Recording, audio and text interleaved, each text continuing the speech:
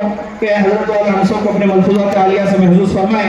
ہمارے حضرت مولانا فاروق صاحب دامت برکاتہ عالیہ جو ہمارے شیخ ہیں اور گجرات کے بہت بڑے عالم دین ہیں جنہیں ہر ہفتہ حضرت نبی اکرم صلی اللہ علیہ وسلم کے خواب میں زیارت ہوتی ہے. وہ فرماتے ہیں جب بھی ہمیں کوئی مشورہ کرنے کے لیے فون کرتے ہیں وہ کہتے ہیں کہ آپ کے یہاں اتنے بڑے عالم دین موجود ہیں, آپ کے سارے علاقے والوں کو ان کی قدر کرنی چاہیے, ان کے مشورے کے تابع ہو کر ان کے مشورے سے وہ زندگی گزارنے کی کوشش کرنی چاہیے. ایک بہت بڑے فیکٹری کے مالک جو ہے ایک مرتبہ ہمارے گوکاک میں ہمارے حضرت آئے تھے. حضرت سے آ کر کہنے لگے حضرت میرے فیکٹری بند ہو گئی ہے, آپ ذرا جاتے جاتے دعا کر دیجئے.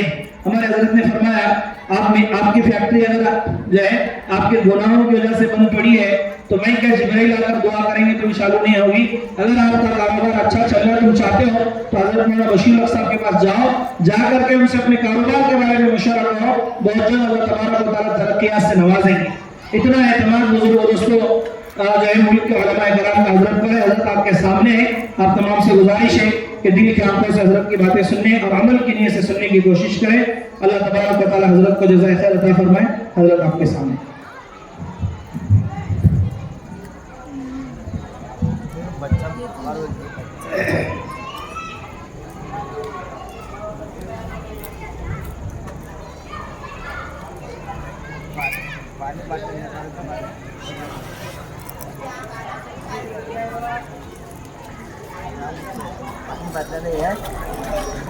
نحمده ونستعينه ونستغفره ونؤمن به ونتوكل عليه ونعوذ بالله من شرور أنفسنا ومن سيئات أعمالنا من يهده الله فلا مضل له ومن يضلله فلا هادي له ونشهد أن لا إله إلا الله وحده لا شريك له ونشهد أن سيدنا ومولانا محمدا عبده ورسوله وصلى الله عليه وعلى آله وأصحابه وسلم.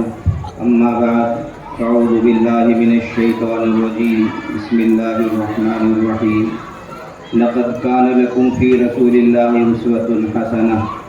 صدق الله مولانا العظيم.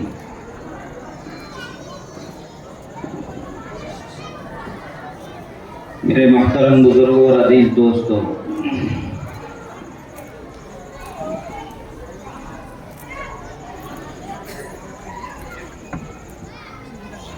ماشاءاللہ محمدی کوجل کی بستی کے اندر آ کر مجھے ایک بڑی خوشی محسوس ہوتی ہے.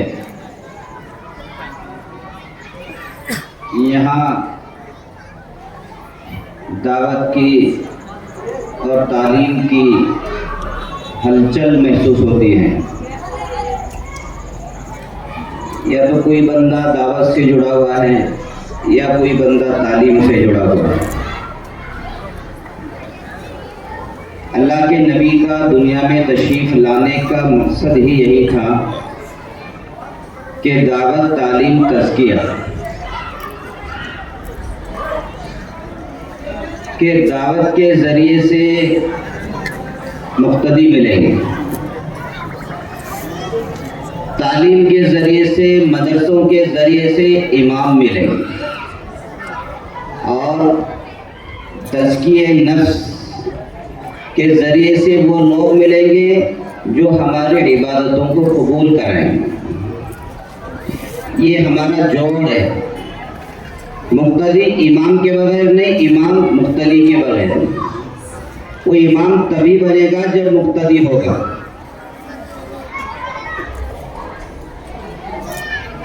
اللہ کے نبی کی جو زندگی ہے جس کو ہم سیرت کہتے ہیں, اللہ کے نبی نے پوری زندگی ان تمام شعبوں پر محنت کر کے دکھائی ہے, اور ایسے محنت کرنے والے افراد کو تیار کیا ہے.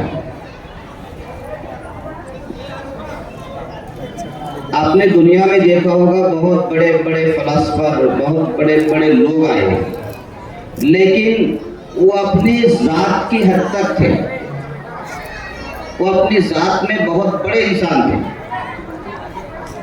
لیکن انہوں نے کوئی ایسا کارنامہ انجام نہیں دیا کہ ان کے بعد ان کا سلسلہ باقی رہے اور چلتا رہے۔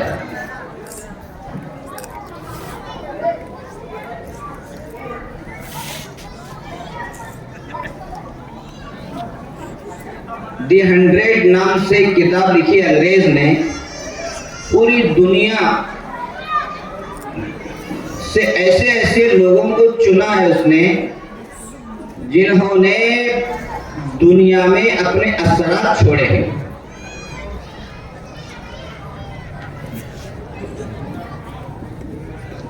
پوری دنیا سے 100 لوگوں کا انتخاب کیا، یعنی جو 100 لوگ تھے وہ دنیا کے سب سے بہترین لوگ تھے اور سب سے متاثر کن لوگ تھے، ان کے اثرات تھے دنیا میں۔ جب انہوں نے یہ کتاب لکھی دی 100، وہ اردو میں ترجمہ ہو چکا ہے، کئی زبانوں میں ترجمہ ہو چکا ہے، اس کو پڑھنے کی ضرورت ہے۔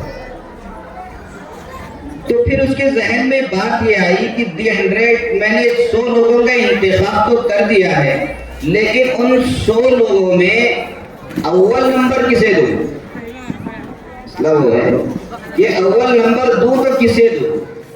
اب ظاہر سی بات ہے کسی نے کسی کا نام تو لانا ہی ہے اور 100 نمبر پہ جا کے رکنا ہے، تو اول نمبر کسے دوں، اول نمبر پر کس کو رکھوں؟ حالانکہ وہ لکھنے والا عیسائی کرسچن، عیسائی مذہب کو ماننے والا، اس نے پھر کیا کیا؟ پھر 100 لوگوں کی زندگی کو پڑھا دوبارہ 100 لوگوں کی زندگی کو پڑھا۔ پڑھنے کے بعد آخر میں اس نے یہ فیصلہ کیا کہ ان 100 لوگوں میں اگر کوئی ایک نمبر ہو سکتا ہے تو وہ محمد کی ذات گرامی۔ آپ اندازہ لگائیں، اس میں عیسیٰ علیہ السلام ان کے نبی بھی ہیں، اپنے نبی کو بھی وہ ایک نمبر نہیں دے سکتے، تو کسے دے رہا ہے؟ ہمارے نبی، خاتم النبیین، آخری نبی حضرت محمد مصطفیٰ صلی اللہ علیہ وسلم کو ایک نمبر دے رہا۔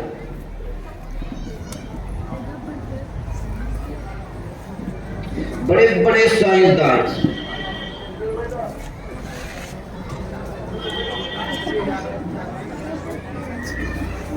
اس نے لکھا میں نے نمبر اس لیے دیا ان کو ایک کہ انہوں نے اپنی زندگی میں اتنے اثرات چھوڑے ہیں، انہی کے اثرات ہیں کہ آج کروڑوں میں اربوں مسلمان دنیا میں موجود ہیں۔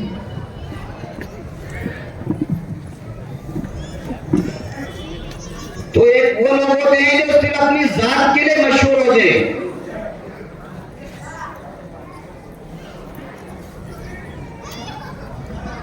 اور اللہ کے نبی کی ذات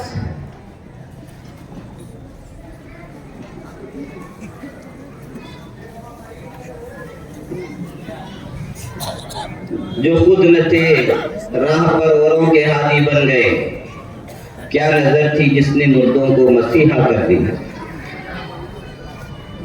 وہ اللہ کے نبی کی ذات تھی۔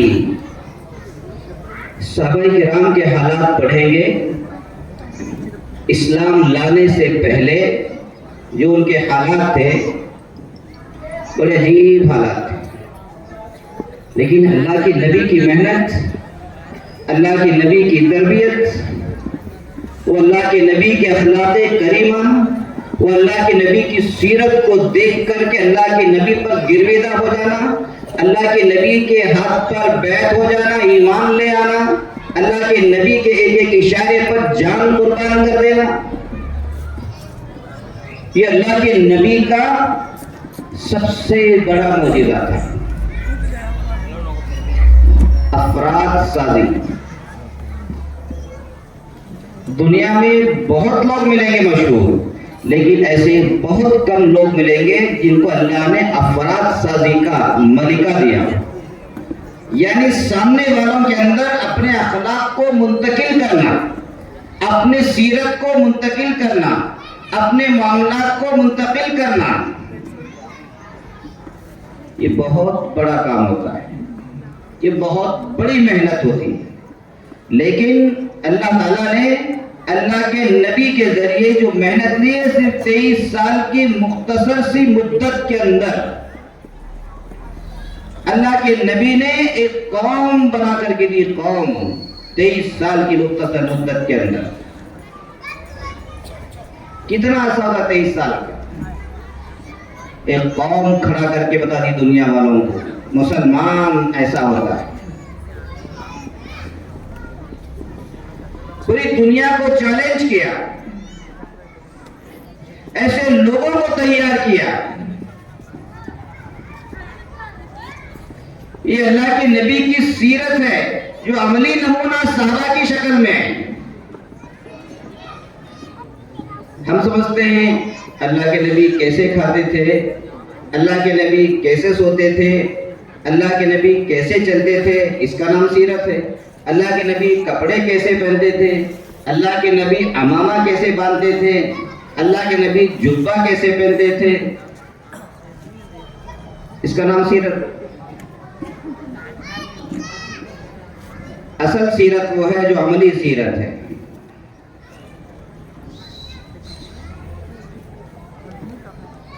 اللہ کے نبی کی جو محنت تھی، پھر صحابہ تیار ہوئے اور اللہ کے نبی پر اس محنت میں ایسے ایسے حالات آئے، ایسے ایسے حالات آئے۔ اللہ کے نبی خود کہہ رہے ہیں کہ جتنا مجھے ستایا گیا کسی بھی نبی کو ستایا نہیں گیا۔ آدم علیہ السلام سے لے کر عیسیٰ علیہ نبینا علیہ السلام تک جتنے بھی انبیاء کرام تشریف لائے ہیں، اتنا کسی کو نہیں ستایا گیا جتنا ہمارے نبی، آخری نبی حضرت محمد مصطفیٰ صلی اللہ علیہ وسلم کو ستایا گیا۔ اللہ کے نبی کی بیٹیوں کو طلاقیں دلوائے گئی، خود رشتہ دار دشمن بن گئے۔ اللہ کے نبی کو یہاں تک کہ اپنا وطن عزیز شہر مکہ مکرمہ تک کو چھوڑنا۔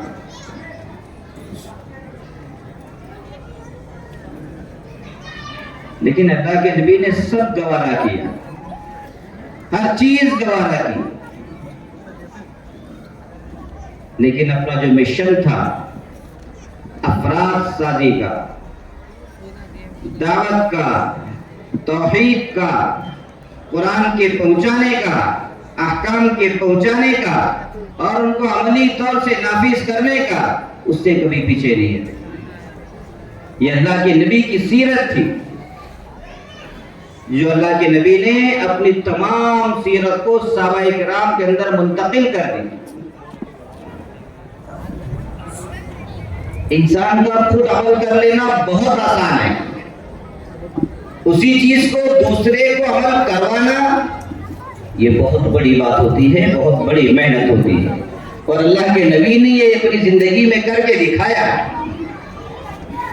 اسی لیے اللہ کے نبی نے آخر میں فرمایا اقتدیتم اہتدیتم، تم جس صحابی کی بھی اقتدا کر لو گے ہدایت پا جاؤ۔ یعنی اللہ کے نبی کو صحابہ پر اتنا بھروسہ، اتنا اعتماد ہو گیا کہ اللہ کے نبی نے آخر میں فرما دیا کہ جس صحابی کی بھی اقتدا کر لو گے ہدایت پا جاؤ۔ اتنی گارنٹی ہم اپنے کسی شاگرد کو گارنٹی نہیں دے سکتے کہ آپ اس کا ہاتھ پکڑ لو کبھی نہیں بہکیں گے، نہیں دے سکتے گارنٹی۔ لیکن اللہ کے نبی نے تمام صحابہ کے بارے میں یہ کہہ دیا کہ کس کی بھی تم اقتدا کر لو گے ہدایت پا جاؤ۔ کیسی تربیت کی ہوگی؟ یہ تربیت کا جو مسئلہ ہے یہ بڑا اہم مسئلہ ہے، اس میں بڑی محنت کی ضرورت ہوتی ہے۔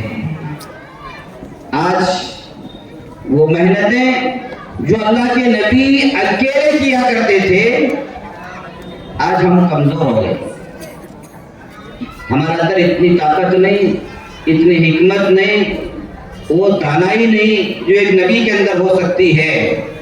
اسی لیے یہ شعبے بن گئے، کوئی دعوت و تبلیغ کا شعبہ بن گیا، کوئی تعلیم و تربیت کا شعبہ بن گیا، کوئی تزکیہ نفس کا شعبہ بن گیا، کوئی تصنیف و تعریف کا شعبہ بن گیا، جو اللہ کے نبی اور صحابہ کرام اکیلے اکیلے کیا کرتے تھے، لیکن جو زمانہ گزرتا گیا طاقتیں بھی کم ہو گئی، ہمتیں بھی کم ہو گئی، محنتیں بھی کم ہو گئی، اسی لیے ایک ایک شعبے کو پکڑ کر کے دنیا میں یعنی یہ محنت باقی رہی۔ یہ ایسا ہی ہے جیسے ہاتھ میں 5 انگلیاں ہوتی ہیں، ایک چھوٹی ہے، ایک بڑی ہے، ایک موٹی ہے، ایک پتلی ہے، جیسی بھی یہ 5 ہیں، لیکن دیکھنے میں یہ الگ الگ ہیں اور 5 انگلیوں کا کام بھی الگ الگ ہے، لیکن جب دشمن وار کرتا ہے یہ 5 انگلیاں ایک ہو جاتی ہیں، مکہ بنا کر کے سامنے مقابلہ کیا جاتا ہے۔ اسی طرح ہمارے دین کے شعبے ہیں، ہم کام الگ الگ کر رہے ہیں، لیکن جب ضرورت پڑتی ہے سب ایک ہو جاتے ہیں، اس لیے کہ سب کا مقصد ایک ہے، سب کی نیت ایک ہے، اللہ کو راضی کرنا، دین کو آنے والی امت تک پہنچانا، دین کو آنے والی امت تک سکھانا، ہر ایک کا مقصد اور ہر ایک کی نیت وہی ہے۔ کوئی شعبہ بڑا، کوئی شعبہ چھوٹا بالکل بھی نہیں۔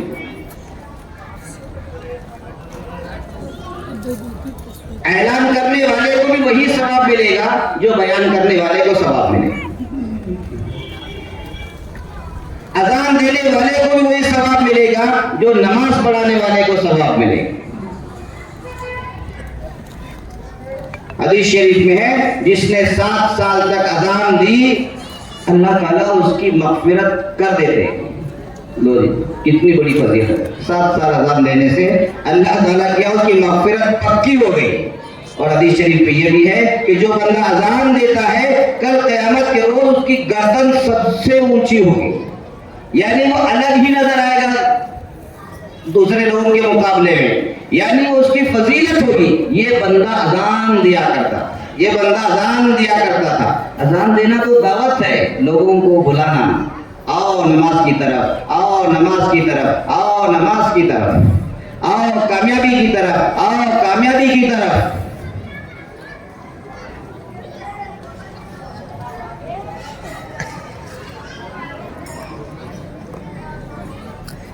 حی علی الصلاۃ، حی علی الصلاۃ، یہ ایسا لفظ ہے،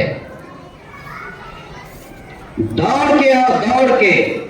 ایک عرب اپنے بچے کو ریسٹورنٹ میں لے گئے، ریسٹورنٹ میں یعنی آج کل جو بڑے بڑے مارکیٹ ہوتے ہیں وہاں لے گیا، تو وہ باپ تو نکل کر کے آ گیا باہر، لیکن وہ بچہ بھی کچھ وہاں سے لے رہا تھا اپنی ضرورت کی چیزیں۔ باپ نے کہا تعال تعال، عربی میں تعال یعنی آجا آجا، تو بچہ آنے کو تیار نہیں، پھر کہا تعال آجا آجا، پھر بھی نہیں آ رہا ہے، اس کو آگا غصہ، حیا جلدی آ، دوڑ کے آ۔ تو اللہ تعالیٰ ہمیں بھی کیا کہہ رہے ہیں، یہ سمجھ جاؤ، یہ عربی کا لفظ ہے حیا علی الصلاۃ، حیا کا لفظ استعمال کیا ہے، یعنی اب دکان کھولنے کی گنجائش نہیں ہے، دوسرے کام کرنے کی گنجائش نہیں ہے، اور جتنے بھی جس کام میں تم مشغول ہو اس کی گنجائش نہیں ہے، وہ چھوڑو اور آؤ۔ حی علی الصلاۃ کا مطلب یہ ہے، پیار سے نہیں بلا رہے اللہ تعالیٰ، کبھی آپ سن رہے پیار سے بلا رہے نہیں،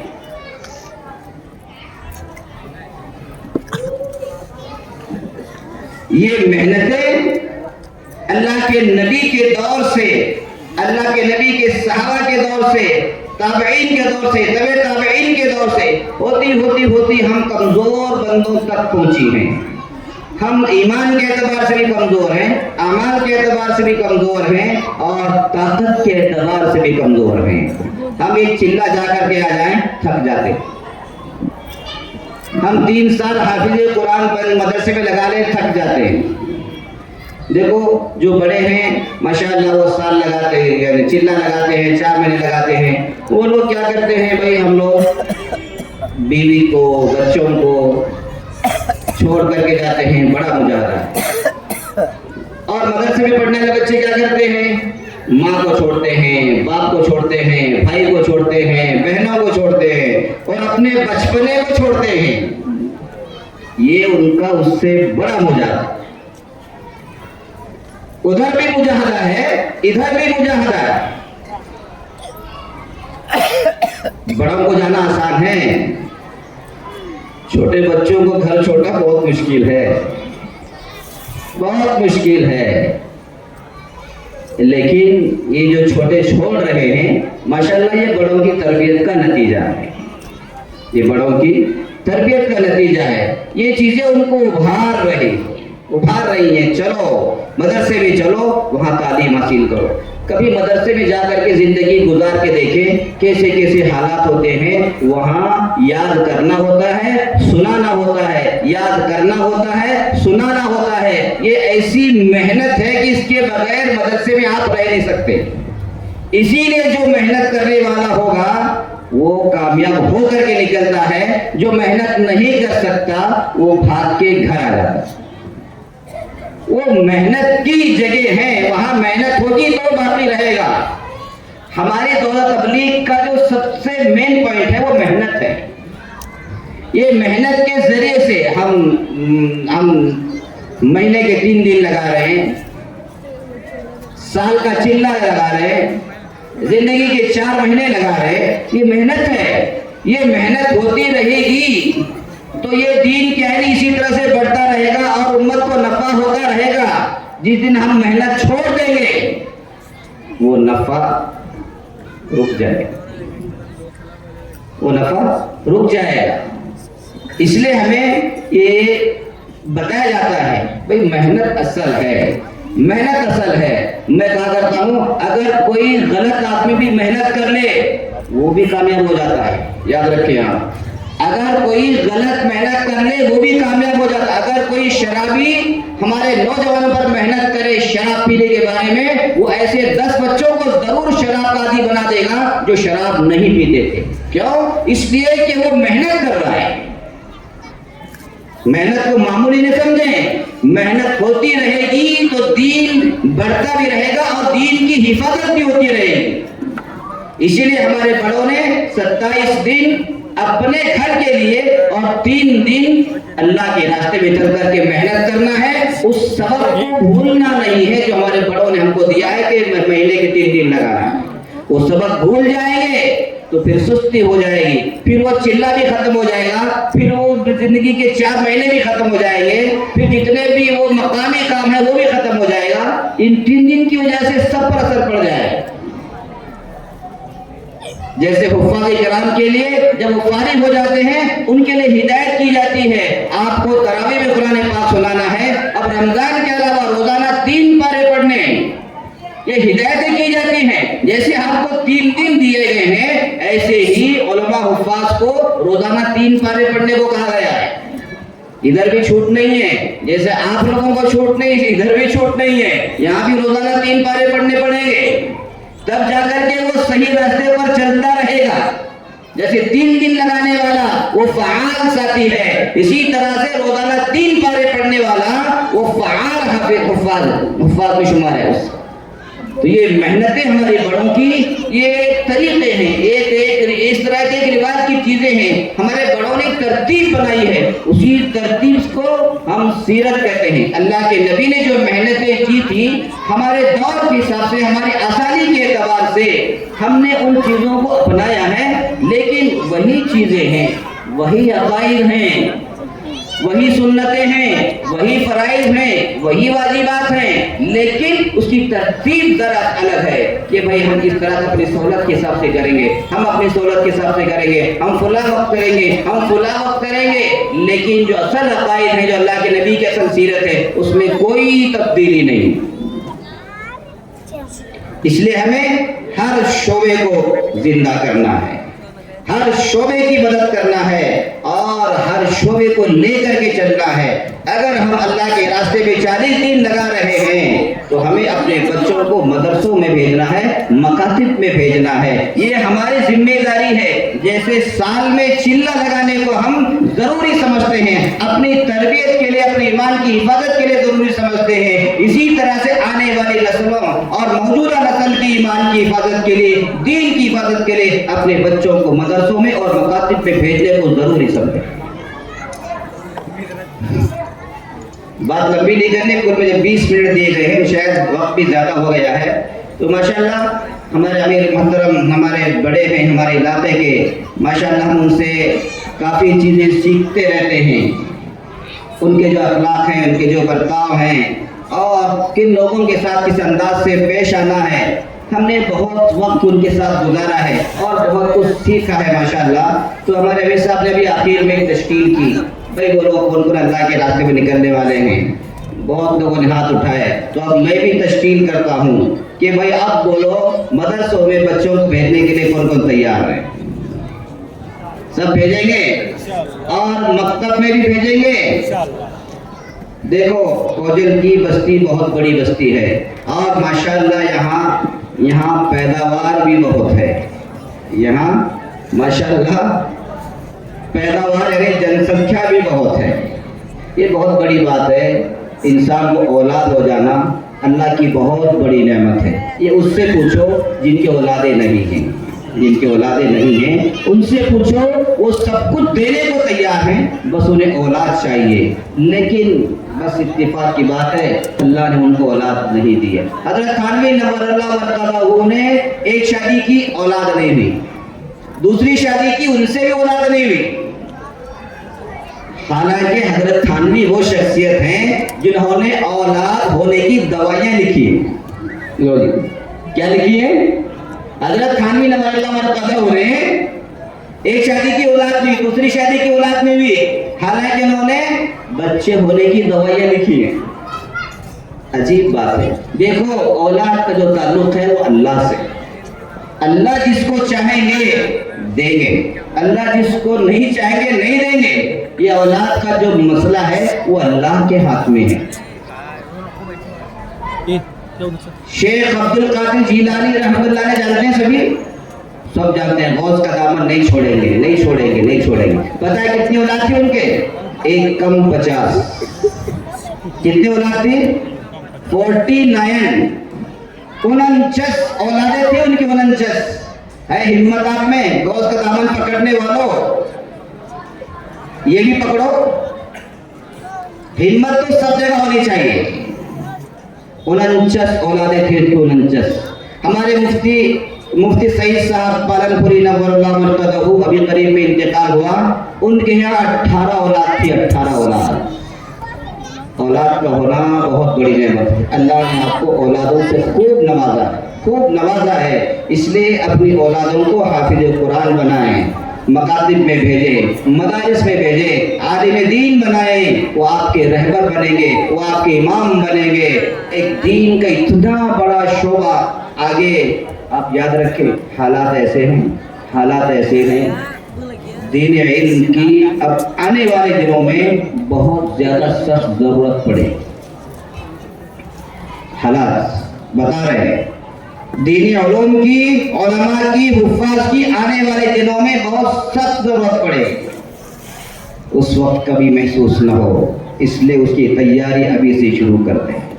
اور عالم کی فضیلت، حافظ کی فضیلت تو آپ سنتے ہی رہتے ہیں، حدیث شریف میں ہے کہ اللہ تعالیٰ نے فرمایا، حدیث قدسی ہے کہ میں عالم دین کو علم اسی لیے دیا ہوں تاکہ اس کی مغفرت کروں۔